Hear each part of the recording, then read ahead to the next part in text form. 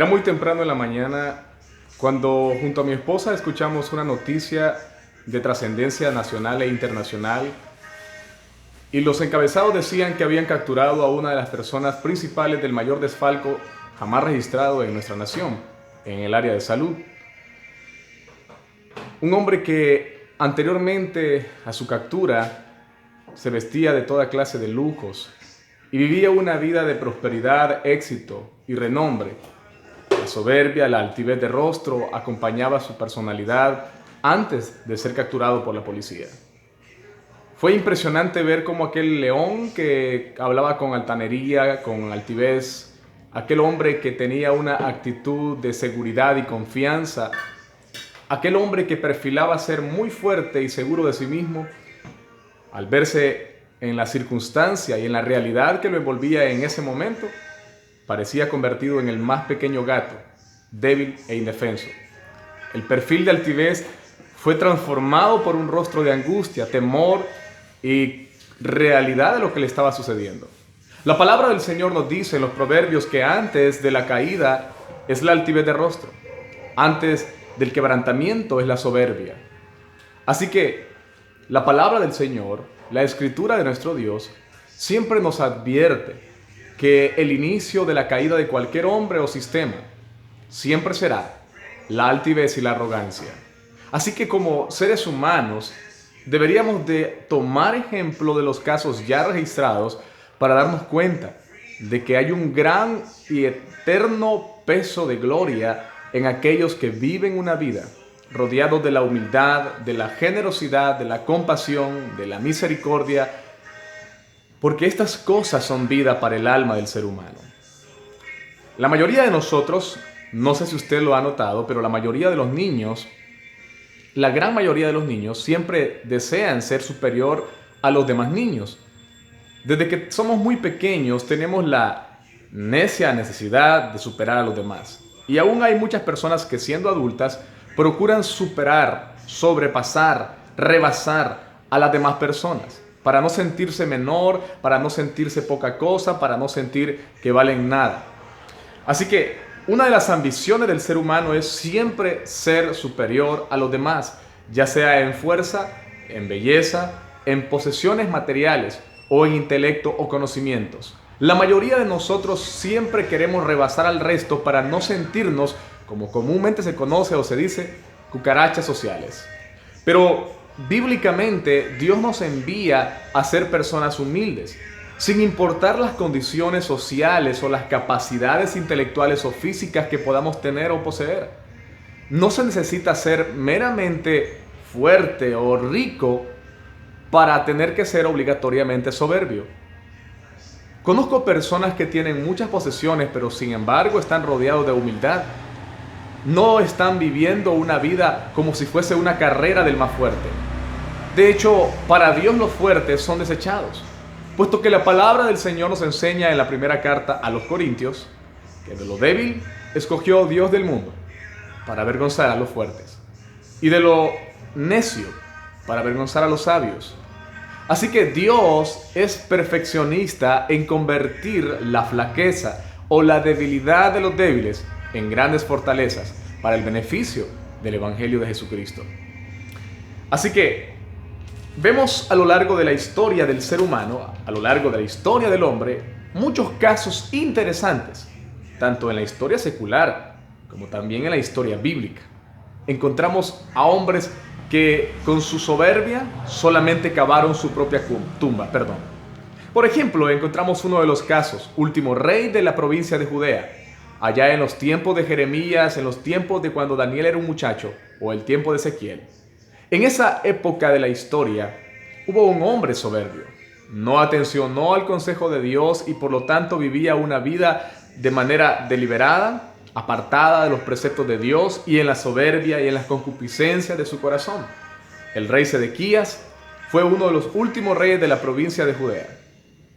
Y así como todos los reyes de la nación del norte, Israel, cayeron producto, consecuencia de la soberbia y de la altivez de rostro. Bien dijo el proverbista que antes de la caída era la altivez de rostro. Un rostro altivo, un corazón altivo, una mirada altiva una postura de arrogancia, de prepotencia, de soberbia, de autoridad, de control sobre los demás, tarde que temprano nos puede provocar nuestra propia caída. Así que la Biblia nos ha dado muchos ejemplos para que no cometamos nosotros estos mismos errores. Y encontramos una infinidad de ejemplos más. Por ejemplo, el caso de Acab y Jezabel. La historia los registra como pésimos reyes y gobernantes de la nación de Israel. Ellos fueron personajes sin duda soberbios, alejados de Dios, alejados del propósito del Señor. No los envolvía la humildad. La soberbia era parte de su diario vivir y por lo tanto, para que la palabra se cumpla, los destruyó tarde que temprano. Encontramos a otro hombre convertido en su generación, en su tiempo, como el Rey de Reyes, el título que le habían autodado o autoproclamado los que lo seguían, porque nadie en la tierra tenía la autoridad y el dominio que él tenía, el cual Dios le había concedido y permitido tener. Hablamos del rey del antiguo Babilonia, Nabucodonosor. Nabucodonosor fue un hombre con un poder impresionante, convertido en el hombre más poderoso de la tierra para sus días. Sin embargo, a pesar de que al final de la historia de la vida de Nabucodonosor, dice la Escritura que él se arrepintió y reconoció al Dios de los dioses como el único Dios y murió adorando a Dios por la misericordia de Dios, Nabucodonosor alcanzó la gracia. Es un prototipo antiguo de que Dios expande y extiende su misericordia para con el que Él quiere. Bien dice la palabra, tendré misericordia del que yo quiera tener misericordia. Sin embargo, parte de la historia de Nabucodonosor nos refleja a un tipo de personaje altivo, lleno de tanto poder y de tanta autoridad que se sentía el dueño del mundo y el rey de la tierra. Y por lo tanto mandó a erigir una escultura, una gran estatua, para que todas las personas que pasaran frente a ella la adoraran. Nabucodonosor se convirtió en el alter ego de su tiempo y se convirtió en un personaje destacado, alejado de Dios, adorando a otras entidades, reconociendo hasta cierto punto que había un Dios, porque ya comprendía que había un hombre llamado Daniel que tenía un Dios verdadero. Sin embargo, aunque Dios en cierto momento le manda una advertencia a través de sueños y revelaciones, Nabucodonosor no se retracta y establece mayormente una soberbia. Así que encontramos la caída de este hombre, que terminó como un animal comiendo pasto verde allá en los montes, después de ser el hombre más rico y poderoso de la tierra, de manera extraña, de una manera muy extraña que la palabra no nos registra. Dice que terminó 7 años convertido en un hombre prácticamente en un ermitaño.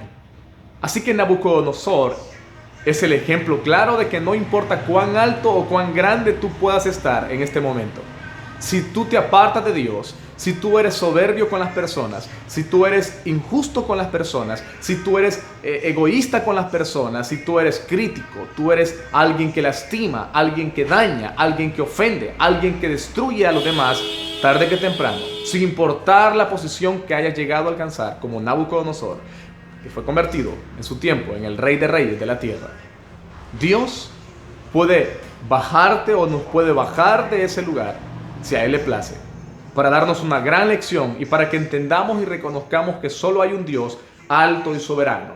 Y a pesar de que nuestro Dios, como yo le decía esta mañana a mis hijos, a pesar de que nuestro Dios es un Dios de gran poder, de gran señorío, de gran majestuosidad, creador de creadores, señor de señores, rey sobre todos los reyes, el dueño del oro y de la plata y de todos los diamantes y piedras preciosas que existen en la tierra como en el universo, a pesar de esa grandeza que no encuentro una palabra más grande que pueda describirlo, a pesar de estas características que lo envuelven a nuestro Dios, la Escritura dice y enseña que Dios es humilde, que Dios es generoso, que Dios es misericordioso.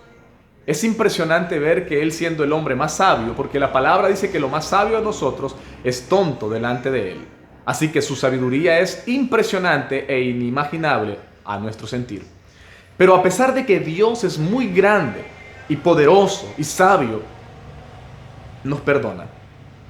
Cuando nosotros como seres humanos le fallamos y le pedimos perdón, Él nos perdona y nos abraza y nos recibe. Y siendo tan sabio, Él obviamente sabe que posiblemente más adelante podamos volverle a fallar y aún así nos puede volver a perdonar por su gran amor.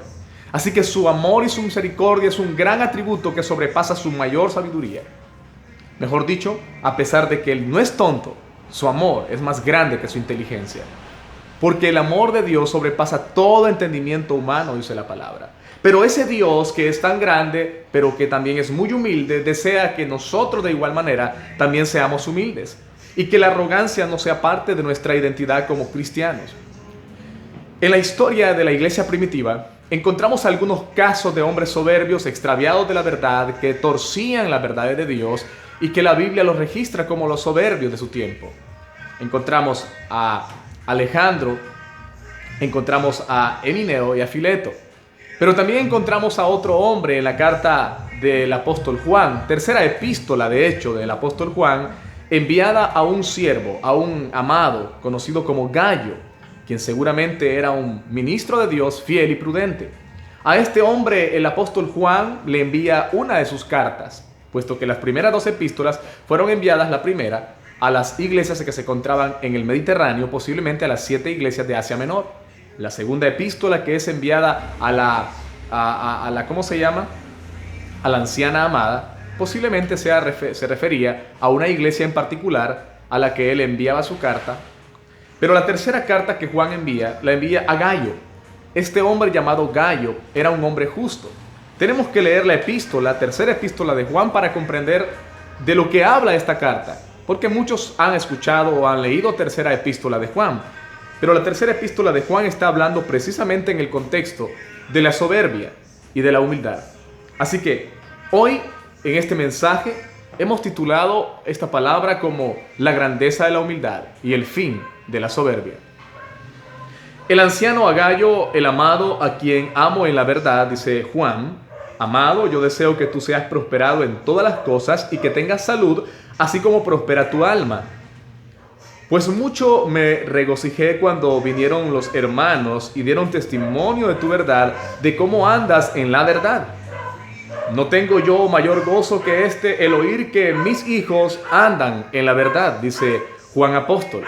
Así que este hombre llamado Gayo era un hombre que, sin lugar a dudas, a raíz de las palabras registradas en la carta de Juan, tenía un carácter especial y tenía una conducta especial donde transmitía la verdad y lo hacía de forma correcta.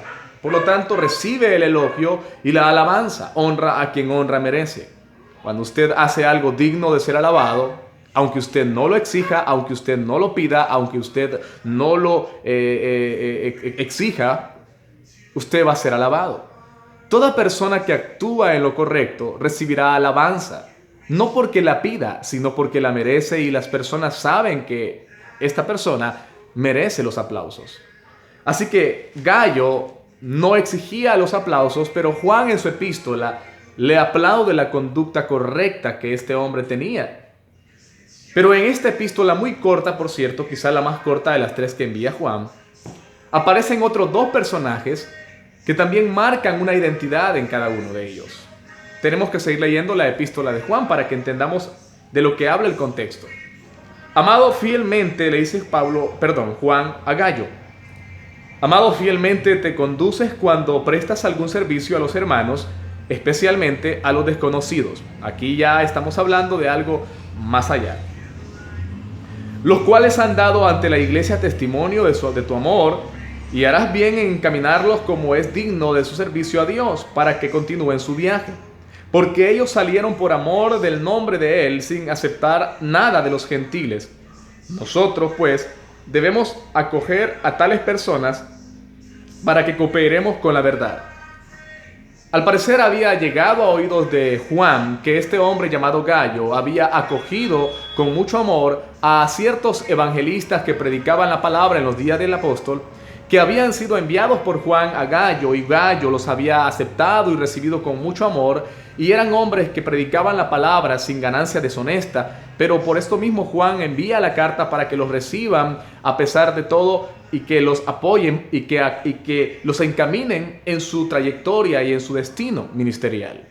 Gayo aparentemente había hecho correcto en atender a estas personas, en atencionar y en recibir a estas personas. Esto fue aplaudido por Juan. Continúa diciendo Juan en la epístola: Yo he escrito a la iglesia, pero Diótrefes, al cual le gusta tener el primer lugar entre ellos, no nos recibe.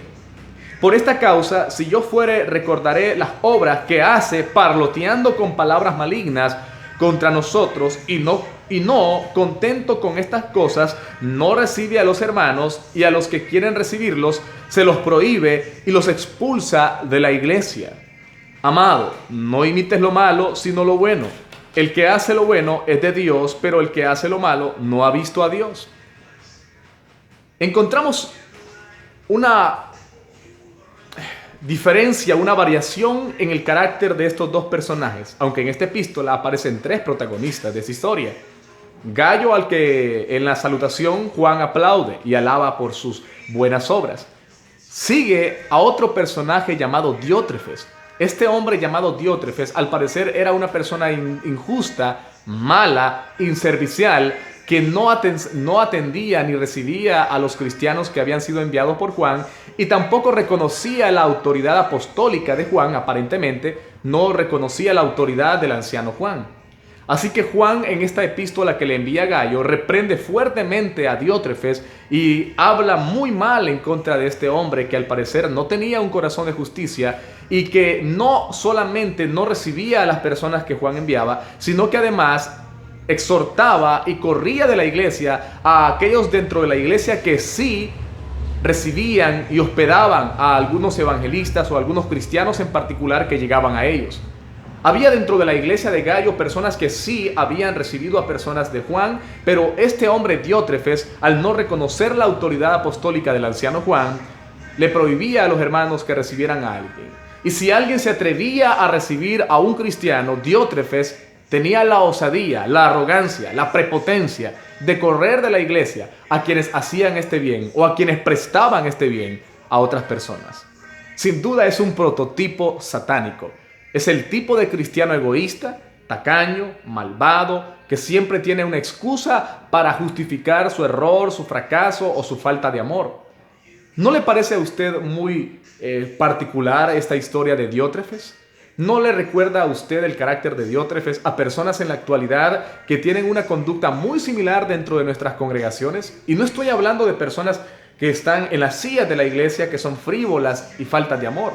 Estoy hablando de líderes, de personas que a pesar del rango, a pesar del puesto o del privilegio de honor que tienen dentro de la congregación, aún como pastores, tienen un corazón frívolo, un corazón duro, un corazón entenebrecido, un corazón inservicial, un corazón egoísta, un corazón altivo, un corazón arrogante, un corazón prepotente, un corazón lleno de arrogancia y de maltrato hacia los demás. Personas que no hospedan. El apóstol dice en una de sus epístolas: no os olvidéis de hospedar, de la hospitalidad, porque algunos sin saberlo hospedaron ángeles.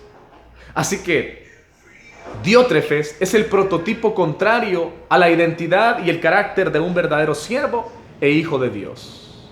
Egoísta, tacaño, malvado, que no solamente era malo, sino que le enseñaba a los demás a también igualmente ser malos como él. Le prohibía a los que eran justos hacer lo justo. Se enojaba y hasta era capaz de correr en su congregación a los que hacían o prestaban algún bien, a los santos o a los enviados por Juan el apóstol. Amado, no imites lo malo, le dice Juan a Gayo, sino lo bueno. El que hace lo bueno es de Dios, pero el que hace lo malo no ha visto a Dios. Todos dan testimonio de Demetrio, y aquí aparece en este contexto de la pequeña carta de Juan el tercer personaje, otro de los protagonistas de esta historia. Amado, no imites lo malo. Todos dan testimonio de Demetrio, y aún la verdad misma. Y también nosotros damos testimonio, y vosotros sabéis que nuestro testimonio es verdadero. Yo tenía muchas cosas que escribirte, pero no quiero escribírtelas con tinta y pluma, porque espero verte en breve y hablaremos cara a cara. La paz sea contigo. Los amigos te saludan. Saluda tú a los amigos, a cada uno en particular. Así como había dentro de esta congregación de Gayo un hombre malo llamado Diótrefes, que era el malo de la iglesia, era el perverso de la iglesia, también había otro que tenía una cualidad, una característica, una distintiva particular, llamado Demetrio. Demetrio era la otra cara de la moneda.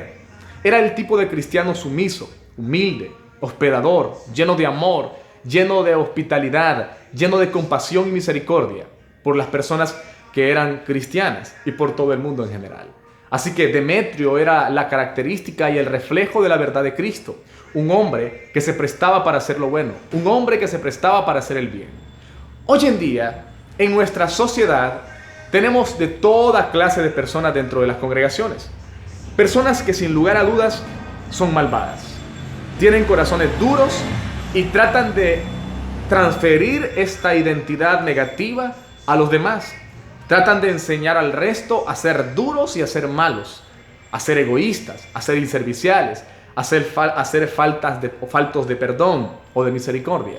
Pero como también existen en las congregaciones personas de esta calaña o de esta particularidad, también existe dentro de las congregaciones hombres como Demetrio, que por amor a Dios y entendiendo el mensaje de la verdad, transfieren la justicia, comparten la fe y apoyan y reciben a aquellos que también comparten la fe misma. Así que, ¿de qué lado te encuentras tú en este día como cristiano? ¿Qué tipo de creyente eres? ¿Sos aquel hombre o aquella mujer que siempre tiene una excusa para no hacer lo correcto? Para no practicar la hospitalidad, para no practicar la justicia, para no practicar la misericordia o la bondad. ¿Eres el tipo de persona que le cuesta trabajo perdonar o pedir perdón? ¿Eres el tipo de persona que siempre le habla con dureza y con soberbia y con un tono elevado a las personas que le rodean? ¿Eres el tipo de persona que siempre está tratando de justificar su maldad y siempre trata de echar al hoyo o al abismo a los que hacen la justicia? ¿O acaso eres el tipo de persona que ama incondicionalmente, puesto que has tratado de llevar y poner por ejemplo al mayor de los hombres justos de toda la historia, nuestro mismo Dios? Lo dije al inicio de este video. Es increíble que un Dios tan grande, tan inteligente, tan sabio, tan lleno de ciencia y de poder, que no existe nadie que lo pueda superar. ¿Y quién lo podría aconsejar? ¿Quién sería el osado capaz de darle un consejo a Dios? Pero ese Dios, a pesar de toda la grandeza que lo envuelve y lo rodea, la Escritura nos enseña que es un Dios humilde, que es un Dios compasivo y es un Dios lleno de mucha misericordia. Tanto amor y tanta misericordia que sobrepasa todo entendimiento de los hombres. Así que el fin de la soberbia es la caída. Como el proverbista lo dijo, el apóstol Pedro dice en la epístola, antes, porque Dios dice, resiste a los soberbios, dice el apóstol Pedro, y da gracia a los humildes. Hablándole a los jóvenes, Pedro dice, Dios resiste a los soberbios y da gracia a los humildes. Así que cada vez que usted actúa con humildad, cada vez que usted actúa con amor, con misericordia y compasión por la humanidad, usted va a ser agraciado y aplaudido y llevado tarde que temprano a lugares de honor, sin la necesidad de que usted lo exija, porque muchas personas quieren recibir honores forzando a la sociedad a aplaudirlos. Pero también la palabra dice que Dios resiste a los soberbios. Si usted y yo actuamos con soberbia, Dios nos va a bajar, Dios nos va a humillar y Dios nos va a formar de nuevo. No importa quién seamos, cuando alcanzamos ciertos niveles o privilegios en la vida o en la historia de nuestra vida y nos desviamos por un